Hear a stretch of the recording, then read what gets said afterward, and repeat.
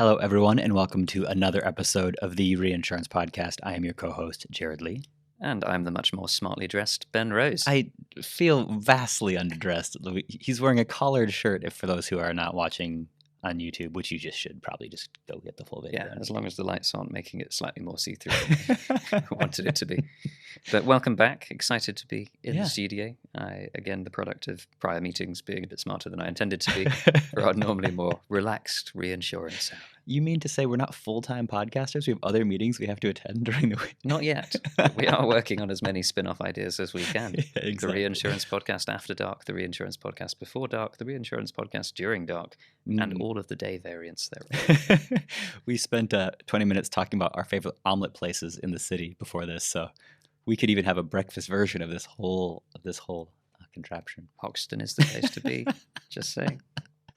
But today we're going to dive in and talk about everybody's favorite client, the client, the Ceded Re team. So, and more specifically talking about kind of what are the breadth and depth of challenges that this team faces, throughout the year, and how they're sort of leaning into technology a little bit more to address those. But I thought to kick us off, it might be helpful to give an overview of kind of what does a Ceded Re team look like? Where do they sit in an organization for those listeners who aren't as familiar with working with that specific group? Absolutely. And I think probably as well, this is a well-timed episode just given the world around us right now and how being a Ceded Re team has changed in terms of perhaps previously more a business as usual, get the reinsurance bought that we normally buy into dear, hopefully we can actually get the reinsurance that we normally get. Yeah.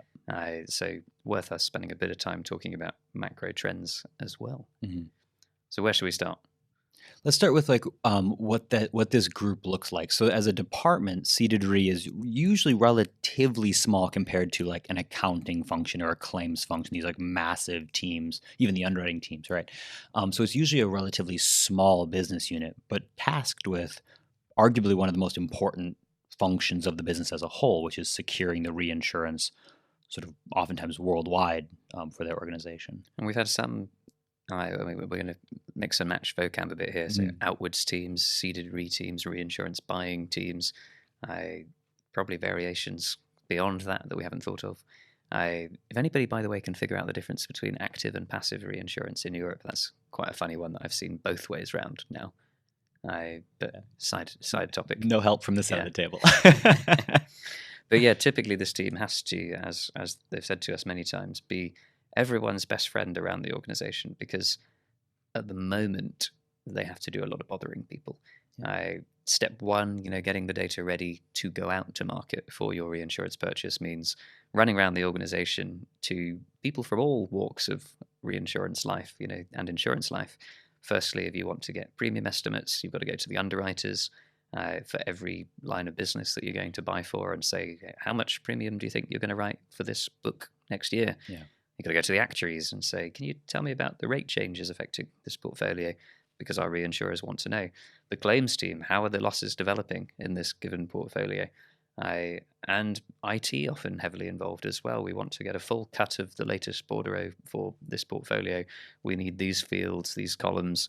And typically that's the first visit of many when they go back and find that there's extra bits that they need to keep people in the loop. Well, and I think that starts us off really nicely with problem number one is you need all of these points of data, but you actually don't have direct access to most of it, right? There's this huge reliance. And I think if anyone looks at sort of their day and the amount of work you're trying to achieve, but recognizing that you're dependent on someone else for all of it, like how fundamentally painful that is when you're trying to do your tasks, right?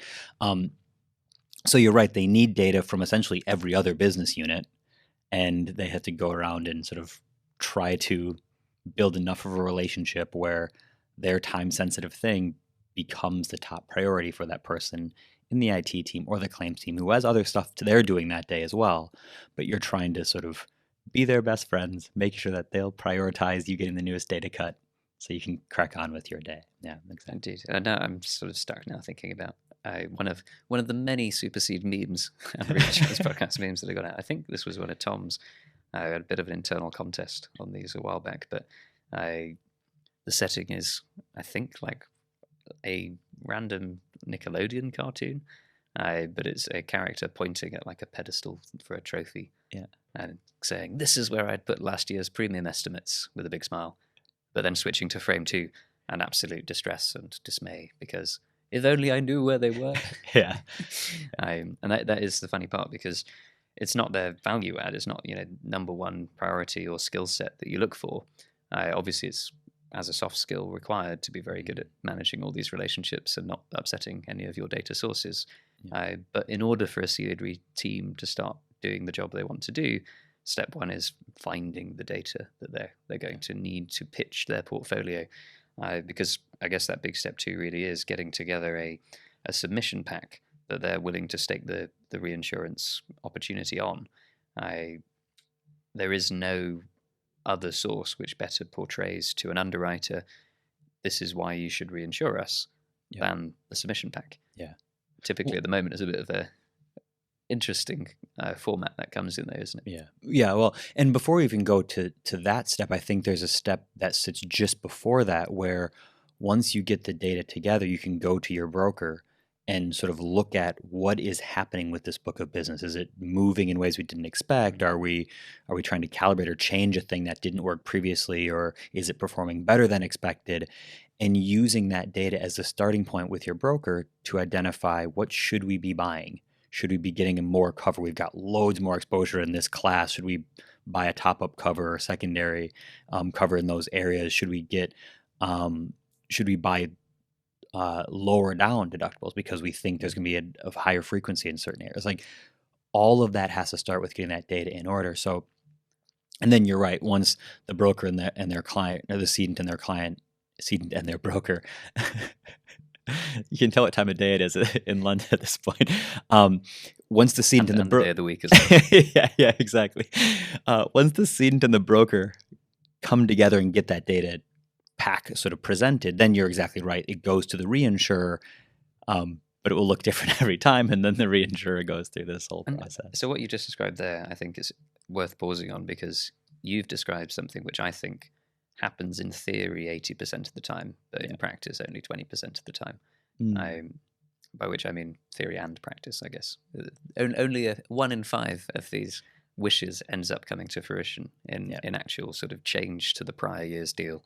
Typically what we see in the market is a bit of, this is what we bought last year. We'd love to look at that and check that it actually still makes sense for us to buy that exact same treaty or group of treaties again. Speculating, but without any evidence, I think that this should be changed, these limits should be moved, or these attachment points we should play around with, these coverages we should try and push for XYZ.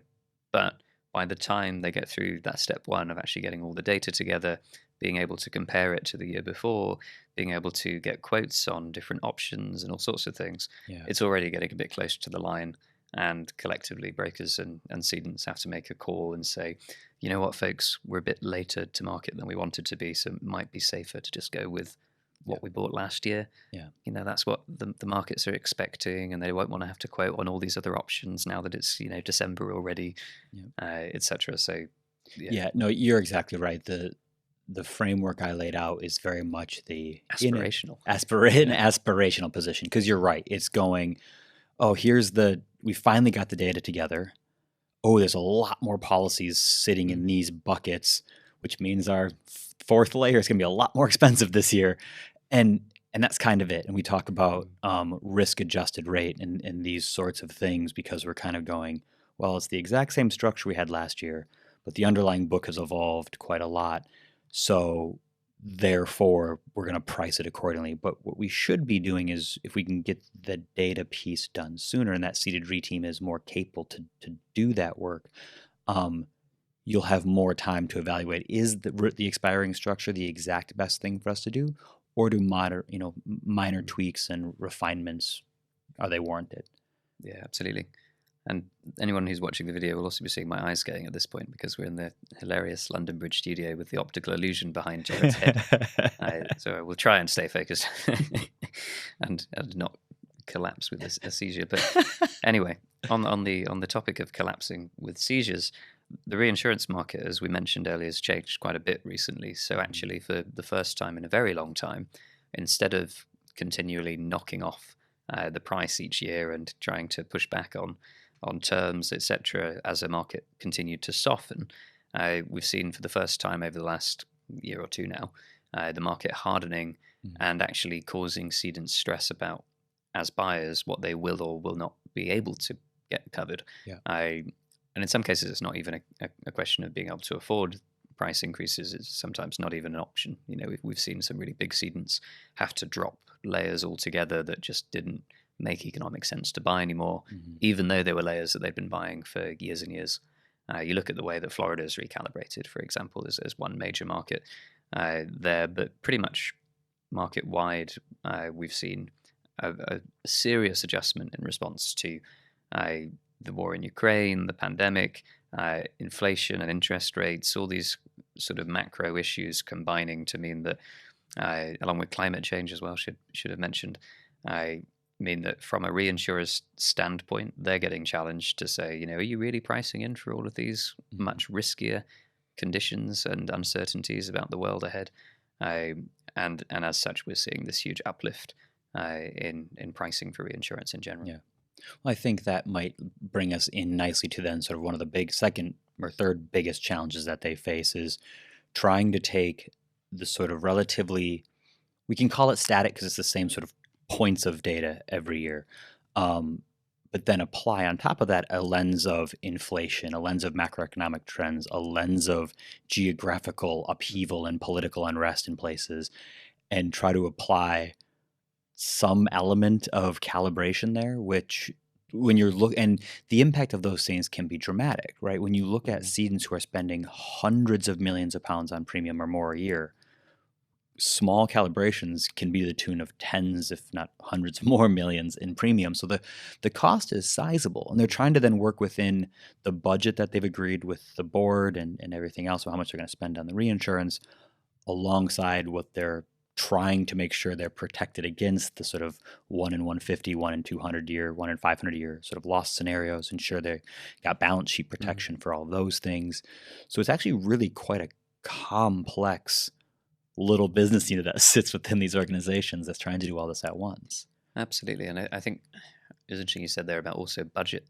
That seems to be quite varied in terms of how this is approached, in terms of the elasticity of demand, I guess, when it comes to reinsurance buying. And historically, if you could get more with your budget, in some cases, you're let loose to do so, which has the opposite effect, that if you don't have room in your budget, then you buy less reinsurance.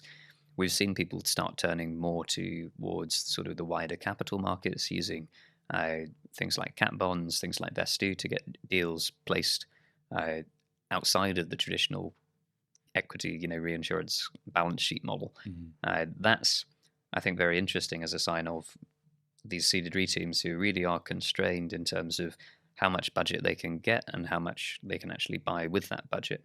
And I wouldn't be surprised if there's a lot of conversations happening at the moment about getting an uplift to what they'd normally be allocated from the management. Indeed, I think we saw not that long ago Patrick Tiernan at Lloyd's commenting on sort of outwards reinsurance requirements and making sure that Lloyd's wasn't going big on the inward side, seeing reinsurance rates go up excitedly, but going small on the outward side, where actually they probably should be buying more themselves as well. Yeah. Well, and getting that balance is tricky, right? And everyone will evaluate what success looks like, and we'll talk about that in future episodes, I think. But it's just like personal insurance and things, where it's how do you determine and evaluate the success of portfolios? It should be there when you need it, but you shouldn't be spending huge amounts if it doesn't come to fruition. You don't need it in case of covering losses and things. But so striking that balance in this ever-changing environment of all these evolving risks is not an easy task. So I think what we're basically saying is buying reinsurance is quite hard. We are saying that. Yeah. And so in aid of this, actually, Cordy's suggested this mystical game for us to attempt. Yeah. Which should be quite fun. Can you remember how it works? So the idea of this game is we're going to bounce back and forth challenges that a ceded re team will face. For example, I'll use a really easy one. How much premium did we write in motor last year. So framed as a question. Framed as a question. The other person then adds another question. So we're not answering the question, we're just sort of raising the questions. And Do they then have to be related? Is it like no, Cordy's saying no? no, It just be completely random. Yeah. So the other person's participation is purely to switch it back to you as quickly as possible. And not to inspire your next question. Yeah. And then the winner of this game is the one who always is able to think another challenge the Ceded Re team faces, and the loser is the first person who kind of gets properly, they've run out of things that they think they struggle with. Reinsurance podcast listeners, another game you can play along with at home. Time to be excited. So this could go one of two ways. There's certainly a scenario in which case we spend the next 2.5 hours talking about various challenges Ceded Re teams face. Hopefully for the listeners, we struggle a little bit at some point later on, but I'll pass it over to you to kick it off. See what happens. Yeah. Okay, what should we do? And what's the time limit here? What counts as a too long a hesitation? 5 seconds. Okay. 3 seconds. Okay, we'll just look at Cordy, because Cordy will raise his arm or something. He's equipped with a flare gun in the corner, so he will shoot that off once we've... Are we playing more than one round, or is it like sudden death and that's it? We'll play one round this day. Sudden death. Just a single round of... Oh, goodness me. Yeah. Pressure. All right. Is the book getting heavier or lighter? Are we overexposed to a specific geography? Yeah, that one pre-planned. Should we keep the same limits on this program? Do we have enough diversification on our reinsurance panel? Where are the premium estimates from last year? Are we overexposed to a certain client after that merger? Are we overexposed to a certain reinsurer after that merger? Are we overexposed to the top 3 reinsurance brokers? How big is our portfolio in Florida?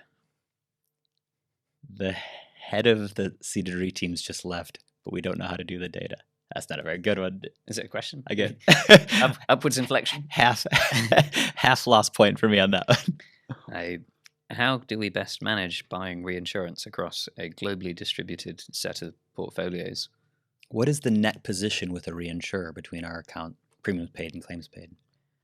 Why can't we get access to the data ourselves directly? Why does it have to go through IT? Where is my password? Is there a better way to exchange reinsurance data other than zip folders filled with spreadsheets? I think you've won.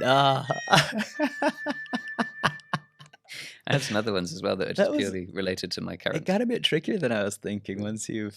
Yeah. What were the other ones you had in mind? Do I need to go to an optician's? Have I been staring at these stacked policies for too long? Another health-related concerns about poor reinsurance practitioners having to do things manually in Excel. Yeah, so it's more carpal tunnel and eye strain, not gout, which is their counterparts in the market. I enjoyed another recent post by... not trying to plug this, it's just I do enjoy following Supercede on LinkedIn and stuff. But did you see the copy-paste keyboard? Yeah. I think it was probably Cordy found this, I'm guessing. But yeah, that's quite cool. I want one for no reason. But it's one of those things, when we go back to the Ceded Re team and kind of the work that they're doing as they sort of try to bring this all together, one of the really hard things that they have is when data sort of sits across various different systems and the need to then ingest it, and then, as you sort of said, copying, pasting it, and organizing it into one singular point of reference because it's coming from myriad sources, and they've got the first pass of it, but they missed some things to go back to the IT team to get the sort of updated versions. They've made a bunch of revisions and tweaks, and they've found stacking policies in the first bit cut of data, but now they got this new 20,000 policies that they've just been given as well that they can't start from scratch. They want to sort of do that and then append it to the original things. All of these kind of things just sort of make it a bit painful at times. Yeah, it's an interesting one, isn't it? I always like the verb straddling. I don't know, not in general, not just like of all the verbs. It's not just because you're daily life practicing riding a horse. Yeah, exactly. Which may or may not be true. Never. This idea is the sort of, as a Ceded Re function, you do need to rise above it all and try and sort of like grab all the bits of data from various places that you need, bring it together, and then charge off into the battle of getting the reinsurance deal done, right? You're straddling the insurance organization in the hope of being able to get everything you need to be able to get a good deal done. Yeah. Yeah. Well, and then once those deals are done, we've talked previously about sort of post-placement analytics and these types of things. But once you've gotten all of your various purchases done, you want the ability to sort of look across that list and sort of understand where does it sit, what does it mean, how are our relationships developing with key partners? It might be a broker or a reinsurer. Where do those deals look like ours? Did we give everyone what they wanted? Because these are the long-term partnerships. So you're sort of wrestling with this data challenge and complexity at the front and the burdens of that. But then you're also simultaneously trying to manage the relationship components of these deals and the partners you have between cedents or the brokers and the reinsurers. And so you're trying to do those two things concurrently, which is also a bit of a delicate dance, I think.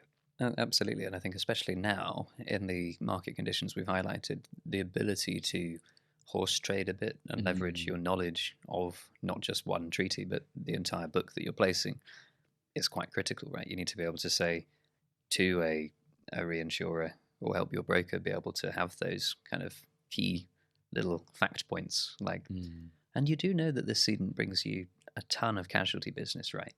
So, if you want to keep a foot in the game there, helping them out on the property cat might not be such a bad idea, or on the motor, etc. It's certainly a challenging role to do well, but we've been impressed by the courage and resilience of Ceded Re teams, the market wide. What we should do in a future episode is bring like a Ceded Re buyer in. We know we had Gads come in and talk about it from that lens before, but bring someone in who's doing that job currently and talk about those market conditions. And then, as you sort of alluded to earlier, the world in which we live is getting unbelievably complex with the variety of things happening seemingly all the time across various geographies. And when you're buying reinsurance on a global basis, like, you have to account for all of it. And the complexity of those roles versus you're a small regional monoline carrier. Your universe is probably a little bit more stable in what you're needing to address. So it'd be really, really fascinating to bring someone like that in and just sort of dig into what their year looks like. What do these renewal seasons look like and feel like? Because I think that'd be something that'd be interesting for people to hear. Absolutely. We'll have to earmark one of those for the future. So email us if you are a Ceded Re buyer with your hand in the air, jumping up and down, shouting, "I want to be on the podcast," like many of our famous guests before. As in, many of our famous guests before have jumped up and down. Yeah. Or were they famous after the podcast or before the podcast? That's a good question. We're not known as the kingmakers or the star makers for nothing. Without reason, right? Yeah, exactly. Yeah. Perfect. All right, everyone. Well, until next time, enjoy your spreadsheets, Ceded Re teams. See you soon.